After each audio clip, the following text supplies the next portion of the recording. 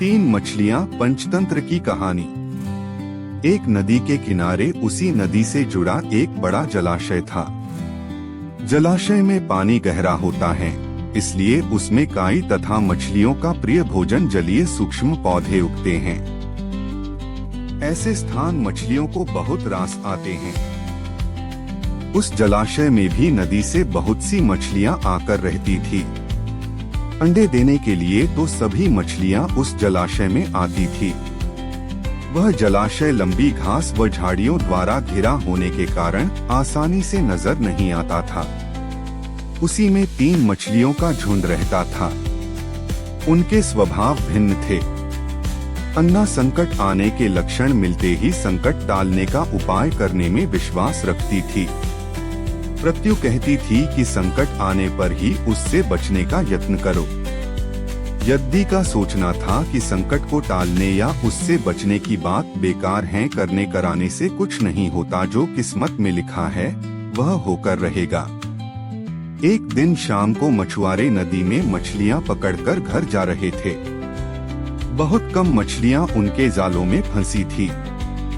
आंख उनके चेहरे उदास थे। तभी उन्हें झाड़ियों के ऊपर मछली खोर पक्षियों का झुंड जाता दिखाई दिया। सबकी चोंच में मछलियां दबी थी। वे चौंके। एक ने अनुमान लगाया, दोस्तों, लगता है झाड़ियों के पीछे नदी से जुड़ा जलाशय है, जहां इतनी सारी मछलियां पल रही हैं। मछुआरे पुलकित होकर झाड़ियों में से होकर जलाशय के तट पर आ निकले और ललचाई नजर से मछलियों को देखने लगे। एक मछुआरा बोला, आहा, इस जलाशय में तो मछलियां भरी पड़ी हैं। आज तक हमें इसका पता ही नहीं लगा। यहाँ हमें ढेर सारी मछलियां मिलेंगी। दूसरा बोला। तीसरे ने कहा, आज तो शाम घिरने वाली है, कल सुबह ही आकर यहाँ जाल डालेंगे। इस प्रकार मछुआरे दूसरे दिन का कार्यक्रम तय करके चले गए। तीनों मछलियों ने मछुआरे की बात सुन ली थी। अन्ना मछली ने कहा, साथियों, तुमने मछुआरे की बात सुन ली।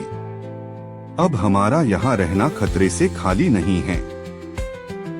खतरे की सूचना हमें मिल गई है। समय रहते अपनी जान बचाने का उपाय करना चाहिए। मैं तो अभी ही इस जलाशय को छोड़कर नहर के रास्ते नदी में जा रही हूँ। उसके बाद मछुआरे सुबह आए, जाल फेंके मेरी बला से। तब तक मैं तो बहुत दूर अटखेलियां कर रही होंगी। प्रत्यु मछली बोली, तुम्हें जाना है तो जाओ, मैं तो नहीं आ रही। अभी खतरा आया कहाँ है, जो इतना घबराने की जरूरत है। हो सकता है संकट आए ही न। उन मछुआरों का यहाँ आने का कार्यक्रम रद्द हो सकता है। हो सकता है रात को उनके जाल चूहे कुतर जाएं। हो सकता है उनकी बस्ती में आग लग जाए। भूचाल आकर उनके गांव को नष्ट कर सकता है, या रात को मूसलाधार वर्षा आ सकती है और बाढ़ में उनका गांव बह सकता है। इसलिए उनका आना निश्चित नहीं है। जब वह आएंगे तब की तब सोचेंगे। हो सकता है मैं उनके जाल में ही न फंसूं। यद्दी ने अपनी भाग्यवादी बात कही, भागने से कुछ नहीं होने का। मछुआरों को आना है तो वह आएंगे। हमें जाल में फंसना है तो हम फंसेंगे। किस्मत में मरना ही लिखा है तो क्या किया जा सकता है। इस प्रकार अन्ना तो उसी समय वहां से चली गई। प्रत्यु और यद्दी जलाशय में ही रही। भोर हुई तो मछुआरे अपने जाल को लेकर आए और लगे जलाशय में जाल फेंकने और मछलियां पकड़ने। प्रत्यु ने संकट को आए देखा तो लगी जान बचाने के उपाय सोचने। उसका दिमाग तेजी से काम करने लगा। आसपास छिपने के लिए कोई खोखली जगह भी नहीं थी। तभी उसे याद आया कि उस जलाशय में काफी दिनों से एक मरे हुए ऊदबिलाव की लाश तैरती रही है।